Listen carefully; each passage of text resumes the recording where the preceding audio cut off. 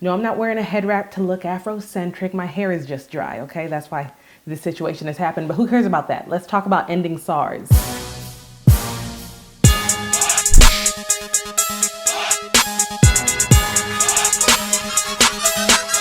Hey guys, this is Hope Said It back with another Hope Said It Uncut video for you. And today we're talking about ending SARS, but really on a more global level. What's happening in Nigeria, what happens in African governments, some African governments, I'm not going to clump them all together, but just the situation happening that end SARS sparked, but it's a much greater issue than this. So let's talk about what it is. You'd probably seen your favorite celebrities tweet about it. Hashtag end SARS, hashtag peace for Nigeria. So SARS stands for Special Anti-Robbery Squad, and it's a police division that was born to protect citizens from robbery, as the name would suggest. But it actually turned into that division causing more harm than good. Citizens have reported being kidnapped, some raped, some beaten, brutalized by these police officers. So they're saying end SARS, it's enough. We're sick of being threatened and terrorized by the very people meant to protect us. Sound familiar? So that's why end SARS was catching on. But it has grown into something so much bigger than that. They were like, yes, the police are doing this, but let's look at the government as a whole. And that's really what end SARS stands for now. Yes, and the police brutality, which the government said they did stop. They said they made a special SWAT division, but I think everybody kind of knows all you're going to do is repurpose these same people that were in SARS, put them in SWAT, put them in other places, and it's going to continue. I don't think it's been their first rodeo, so the youth are not having it, okay? So this is just a revolutionary period in Nigeria, and they are just wanting the government to help them out better. And SARS has had them questioning, what is the government doing for us? What are governments supposed to be doing? And that this week is why I want to kind of talk about how African nations, I'm going to spread it out to more than just Nigeria, because Nigeria is not the only people going through such revolutionary protest period, why it has gotten to this point. So to know why it got to this point, you kind of have to take it back. And that's why it's important for you to know your history. I don't claim to be a historian. That's my sister. So I'm just going to give you what I know and kind of, oh, sorry, this is my aunt. Hold on. All right. Speaking of, that was my aunt who lives in Lagos, and the protests there affected her. Things were burning down, things were happening. Oh my goodness, it was crazy, and it was just a time of revolution. I hear that things have kind of settled down now, but what I don't want to happen is for people to forget the violence that has happened, because with the protests, reportedly, they claim it wasn't, but the government military fought the protesters, killed some protesters, rejected ambulance from passing through. So it's been a trying time. It's been a troubling time. So let's go to where it all starts. The slave trade. And a lot of people think, oh, slavery was so long ago, but the remnants, and I have already a video of this with my sister, the remnants of what slavery caused, the mindset that slavery caused, is what lingers even today. So slavery, you had, people basically feeding off of Africa. Africa was always a place where it's like, well, what can Africa do for me? You're not necessarily trying to help Africa. What can Africa do for me? Africa is so rich in natural resources. So yeah, like, what can Africa do for me? Well, let's take your labor. Okay, so that's what slavery brought about. Let's take your labor. Well, then slavery ended and you had to worry about colonization. So then you have the colonizers who, again, were like, what can Africa do for me? You started colonizing places and realizing, oh, this has a lot of oil. We'll take it. This has a lot of this mineral. We'll take it. It was take for Africa. And that's all it was. Nigeria and other African nations, they were there for those who got colonized to be a resource to other countries. Okay, so it was never a country that was made to build upon and make its citizens great. It was always a resource for somebody. We like Nigeria because this is what it can do for us. So when Nigeria gained independence, October 1st, 1960, you thought it was all over, right? They gained independence from Great Britain. Whoop, whoop. Well, that meant nothing apparently, because the mindset that has been set is, what can this country do for me? Okay. And so when leadership took over, I feel that mindset stayed. Instead of what can other countries get from Nigeria. It turned into, well, what can I as an individual get from Nigeria? You know, other people are taking. What can I get out of it? And that's what I feel the government was based off of. It never had a mindset of how can we help each other? How can our citizens get better? The people in leadership kind of took advantage of that, I feel, to where you have the richest of the rich and the lowest of the lows. And why there's such a discrepancy? I'm not advocating for some socialist type of community. What I'm saying is that you have to have a government. The purpose of government is to provide security, establish justice and promote it, and also for the well-being of the citizens. And that's why you have government programs, not so that people feed off of it and they become dependent on it or anything like that, but you do have avenues to where you're assisting people so that the government as a whole, to the country that you're talking about, can be the best ever, so that you can say living here is amazing. But instead of having that definition of government, the African nations have sometimes just thought, well, you know, everybody else is feeding off of us. Let me feed off of us too. There was never a time to say, hey, we need to help the people do. We had slavery. We had colonization. We need to get back on our feet. We need to establish a better community among ourselves. But that hasn't happened. It's always been gimme, gimme, gimme, gimme. So fast forward till today.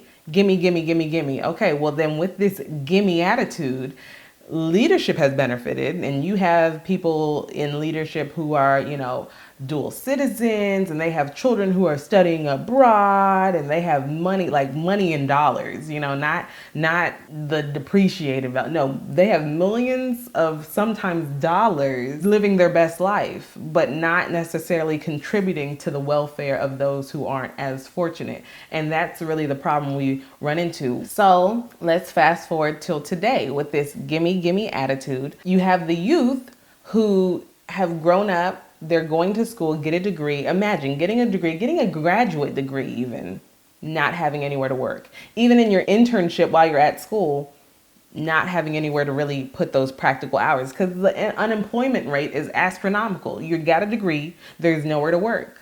Okay, and then let's talk about cost of living. You know, yeah, the salaries are not cutting it. The discrepancies are too big. There is no reason why you should not have constant power, okay?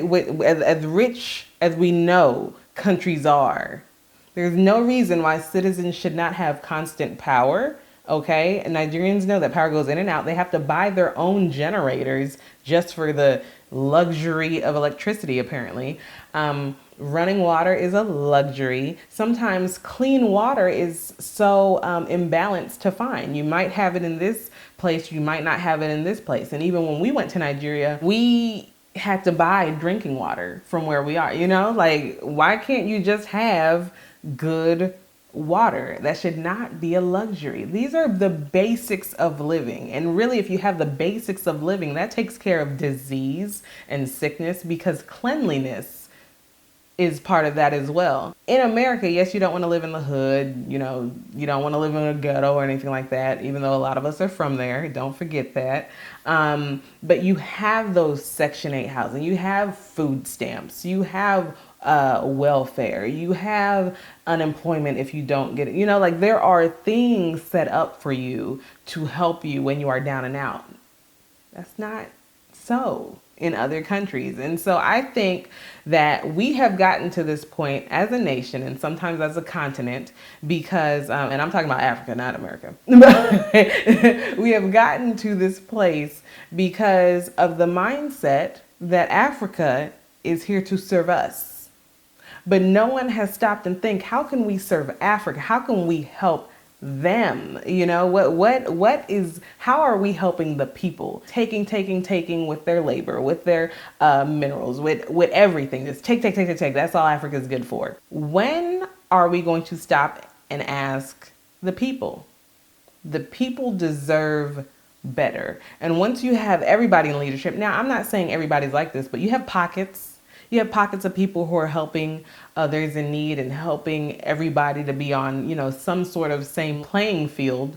But that's pockets. We don't need pockets of that because we need everybody to do that. On the federal level, we need somebody to say, hey, what's best for the people? Once you reach that, there's no stopping African nations. Some nations have gotten this already, but there's still a lot of exploitation happening. Even if you talk about Congo or what's happening there, you have inhumane conditions happening because it's almost like the blood diamond situation. You have inhumane conditions because people are wanting to mine that precious mineral that makes up a key component of cell phones and laptops, you know. So you have kids who are, I mean, if you just see the video, just Google it on the internet. If you just look at how it's getting mined just so you can have a good old phone in your hand, makes you want to think twice, but then makes you want to think, how is this allowed to happen? What are you doing so that you're protecting your people? I get it that, yes, they're paying you to get this mineral, but the people,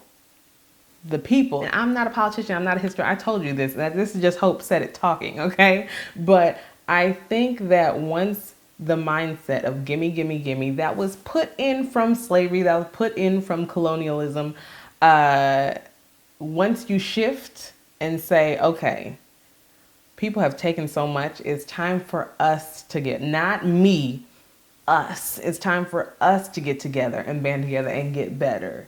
Because if everybody, if a majority of these people are stronger, we're a stronger nation. You have to work together to build each other up. And that doesn't mean that you're all going to be equal. It doesn't mean you're going to each have the same salary, but there's going to be more opportunities. And that's what the youth are revolting against. Where are our opportunities? Our futures are not looking bright. Rioting is the voice of the unheard. That's what MLK has said, okay? Like, no one is listening. As the Nigerian youth, no one is listening to us.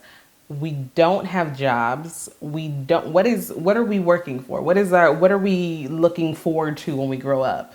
Nothing. So what are you guys doing for us? We know these common things that are happening everywhere else. Everybody else somehow has power 24/7. Everybody else can get drinking water. Everybody else is getting government assistance and this and that. And like even help for the elderly is what people are getting. But for some reason, the burden is placed on the people to fend for themselves when actually, like I said, the purpose of government for safety and security, to promote justice, okay? And also for the well-being of the citizens. When my mom first came to America, it was back in the 1980s, she was saying that the value of $1 is $1 equals 1 naira. Now, $1 equals like 300 something naira. So the depreciation of the naira, it has been detrimental to the economy, but really it has helped out the rich people. So then, and my brother brought it up, do people even want Nigeria to be fixed? Because then you don't have this, rich in Nigeria feel. You know how people can up and move from America and go certain places and then you're rich because the dollar spreads farther there. Well, maybe people don't want that because they want to be able to be so kingly and royal in Nigeria and not have their dollar be the same as it is in the US. I don't know. That's just a theory. And that's actually, something I even think of because I'm like, I mean, if you're living in America, if you live in anywhere overseas where your currency is greater than the naira, what if it were equal? What would you vote on that? Would you vote for it to be, oh, I'm living the same as I am in America and Nigeria? Ooh, boo. Is that something you would want? Yes, that means the hopefully standard of living is better in Nigeria. But then what did that say about you? What did that say about your living? You're not going to be all, throwing naira everywhere anymore. It's going to be equal. I'm glad the youth is saying, you know what, we're not our parents, okay? We're not just going to take anything that comes and go on with it. You need to let the government know, listen, we're here. Do I want it to turn deadly and violent? Absolutely not. I pray against it. And my heart bleeds for the people who have lost their life just trying to speak out against it. What I do know, though, is that the world is listening. The world has heard. So it's time for the youth. Don't get tired. Don't get weary. We have to keep on spreading this awareness. Yes, and SARS, but on a greater level, and corruption. Nigeria, and when we went back to Nigeria, I will never forget, when we were in a car with this guy we did not know, and he said, Nigeria has money. Nigeria get money. Nigeria get money. Okay. Nigeria has money, it's just corruption, it's greed, it's corruption. I was like, that's true. You have people who have money and they want to hoard it for themselves. A lot of government projects, even the citizens know, that's a great way to funnel money for yourself through these government projects. Oh, this airport's supposed to have this and that. And then you see the finished project and it's like, it's cute, it's an airport, but I don't think it had all the bells and whistles that were supposed to happen because y'all maybe took some of the money, I don't know. It's just time for a change.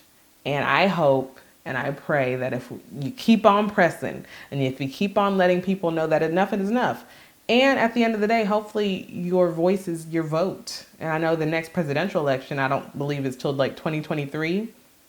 Your voice is your vote. Make sure you vote for people who are going to say, okay, we need to change. We need to change. All these other countries are doing this. How are we not doing this? There are other people who have this in place. They got it somehow. Now you can't implement everything, but you can do some of the things, correct? I know Nigeria is only 60 years old. It's still a new country, but a revolution is happening again. And hopefully with this revolution, the standard of living and the quality of life and just the opportunities and the dreams that could happen right there in Nigeria, instead of going abroad and making it happen, right there in the country, making it happen. And really for any African nation who's in the same boat, because there are a lot of hashtags going around for basic human rights, I pray that it happens. Golly, you just have to just think of the people. Think of the people. And anybody who decides to have a career in politics, you're there to serve the people and to better the community that you're supposed to be representing. Don't ever forget that. Even in America, don't forget that. But, who am I? I'm Hope Said It. Hopefully you guys enjoyed the topic. Elaborate on it if you want to. Just give me your thoughts about what's going on in Africa as a whole, in Nigeria specifically. And I just pray that the noise doesn't die down, that people know that change is coming, and I hope that change comes quickly. Guys, I'll talk to you later. I have a blog post on Wednesdays. Video drops on the weekends. In the meantime, in the in-between, you can follow me at Hope Said It on Facebook, Instagram, and Twitter. I hope you guys have a fabulous day, and I'll talk to you guys later. Bye. Hashtag end SARS. Nah, but seriously, research what's going on.